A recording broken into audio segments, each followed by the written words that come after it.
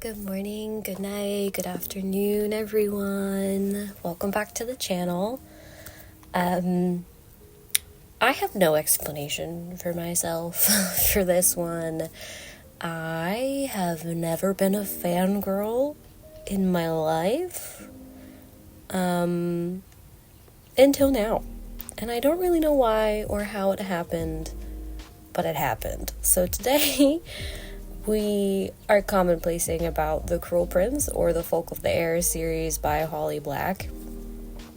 And I have no defense. I essentially just printed out some of my favorite fan art, not all of it, and was like, yeah, I'm just gonna slap it all on a page. Yeah, so I guess I should explain myself. I kept seeing fan art for this book on Instagram on my For You page, and at first it was annoying, and then I was like, actually, I don't know, these characters seem kind of interesting. I was very fascinated by all of the fan art of Jude holding weapons to Cardan's throat. And I don't know, I love a good enemies to lovers. So I was like, you know what, yeah, I'll give it a try. So yeah, as you can see, everything I printed was super big, so not everything fit on the page.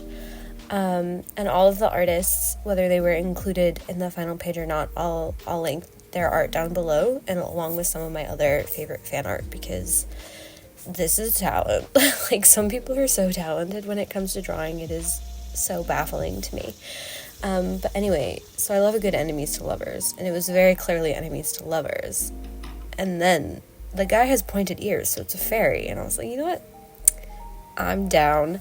So I got the first book from the library when I was still in Maryland, and I read the entire first book in one day in between moving out of my apartment. It was humid, it was raining, so I would move a few boxes into my storage cube or into my car, and then I would come upstairs, and when I was tired, I would read, and then when I was feeling better, I would get up and I would do more boxes, and then when I was tired, I would come and read.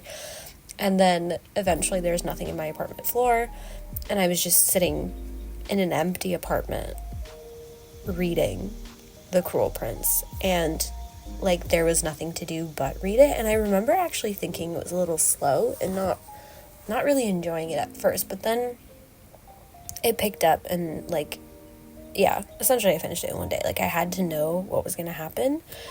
And then, in order to cope with the anxiety of moving and realizing, holy crap, I'm moving across the country, I'm going to have to drive halfway across the country in 4 days, then I went into a black hole of more fan art and Tumblr posts, because it was the only thing, it was fresh on my mind, and it was the only thing available. So that's what I did. And I ended up spoiling most of the series for me. And then that just intrigued me more. So I was like, wow, okay, well, I'm going to have to finish it. But again, I was moving. And so I returned the first book to the library, and I was like, okay, when I get to my grandparents' house, I will read the rest of the series. I'll see if their library has it. And then I just couldn't stop thinking about the book and the characters. And yeah. So I went ahead and bought the box set of Amazon, and I just finished. The day I made this Commonplace page, I was halfway through The Wicked King, and now upon recording the voiceover and posting the video, I just finished. I haven't read The Stolen Heir or The Prisoner's Throne, but I have those books, so they're ready to read when I want. But yeah, see, I'm trying to fit everything onto the page, but I still wanted to do some writing, because I wanted to explore why I love this series so much. And I think it's because, first of all, let's just get this out of the way. Jude and Cardan do not have a healthy relationship, okay? If that was real life, that would be awful. Don't date people like that. And they have terrible communication. Half their issues would have been solved if they just explained their plans to each other before it happened.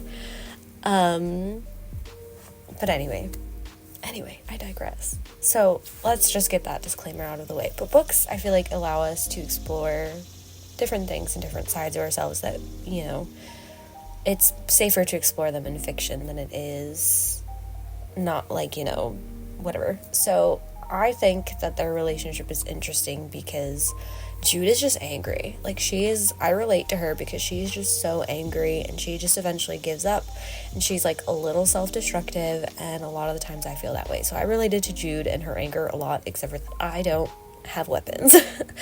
And then Cardan is just like, I just kept thinking of like one of those alignment charts where it's like, is evil is actually evil versus is evil is actually not evil. And like, Cardan's just a baby. Like, he's just a baby. And the photo that I glued in of just Cardan, that is like, I feel like how I see him in my head, of like, he's just so soft, and he's got like big eyes, and he's very scary when he wants to be, but he's just a baby, and he just wants love. And then, of course, the more I read, the more I was like, oh yeah, he has a tragic backstory, of course, and it's unfair to him. And of course, just because you have a tragic backstory does not excuse being mean and being evil. But I don't know, he's just like a bored guy. He's just always bored and wants to cause trouble. But then as the books go on, he starts to get like smarter and smarter.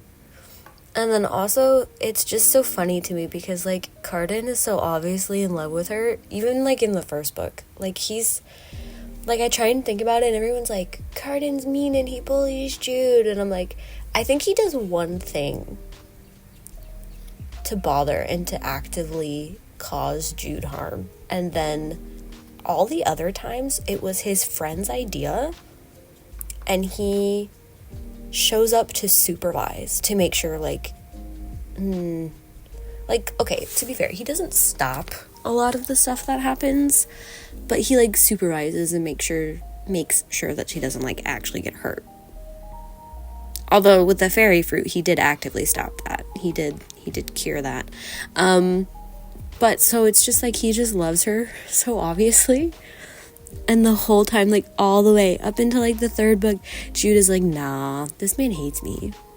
Nah, he doesn't like, she's in such denial about his feelings and her feelings, and everyone else at court is like, he's in love with you. And she's like, nah, no, which is also relatable. I think it's relatable for both guys and girls. Anyway, and then another reason I'm obsessed is because I've always loved fairies. Like, bro, you could catch me watching all of the Tinkerbell movies way too far into adulthood.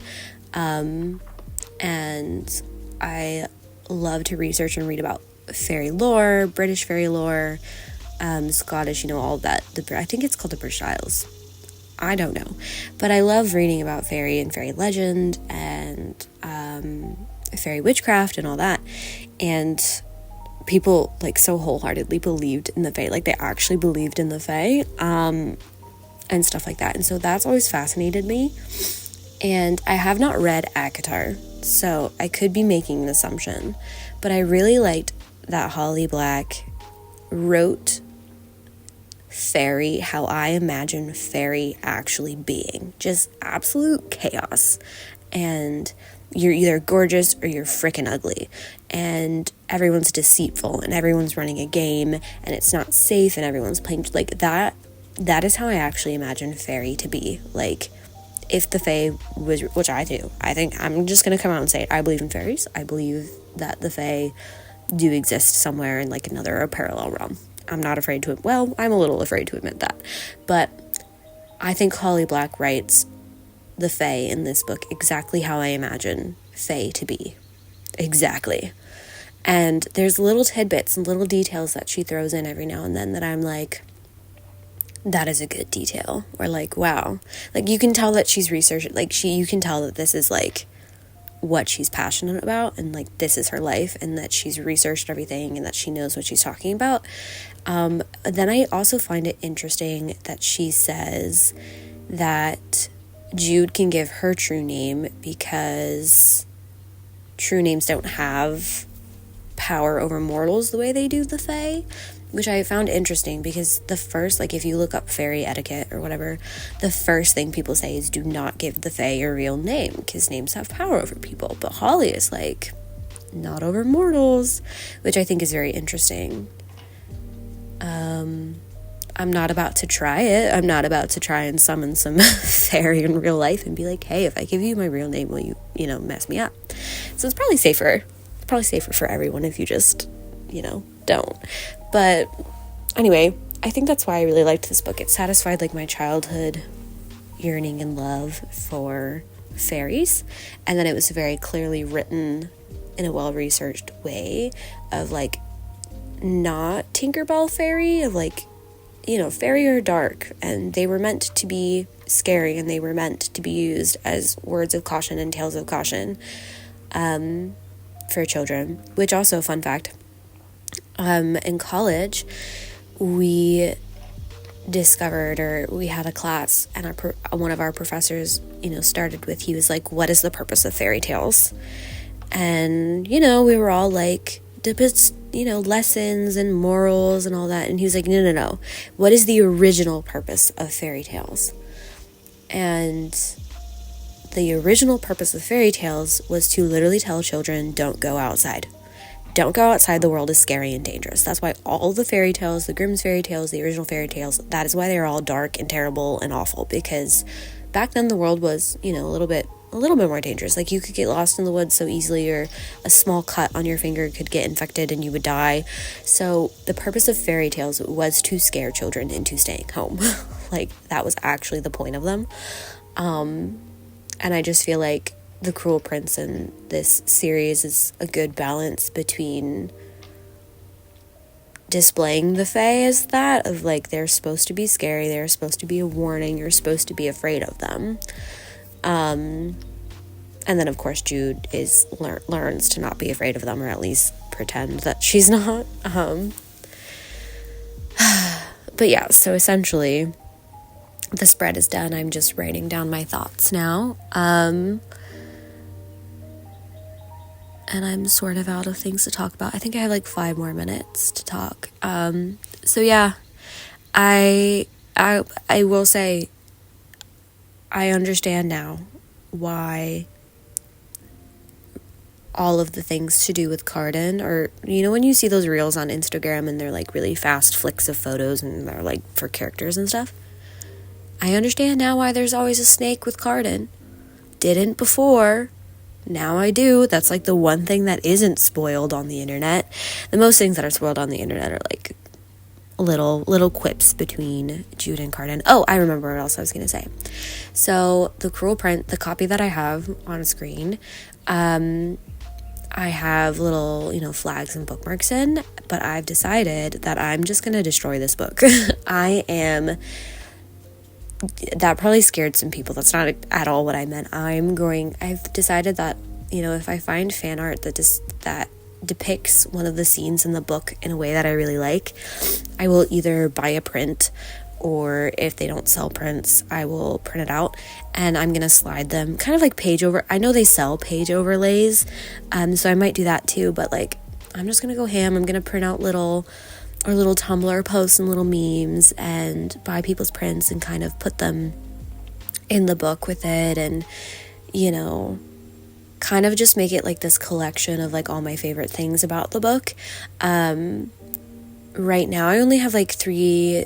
I only have the flags. I haven't highlighted anything with washi tape because I'm still trying to find, if anyone knows where to get 4mm wide washi tape that is semi-transparent and a plain color, please frickin' let me know, because all washi tape I've seen is 5mm or wider, and most books I read you need 4mm, because I have 4mm flags, and then I think these are 5 or 6mm flags, and the 4mm flags go over the line of copy so perfectly. So I need 4mm wide washi tape, but I cannot find plain colored 4mm washi tape, so I haven't highlighted anything.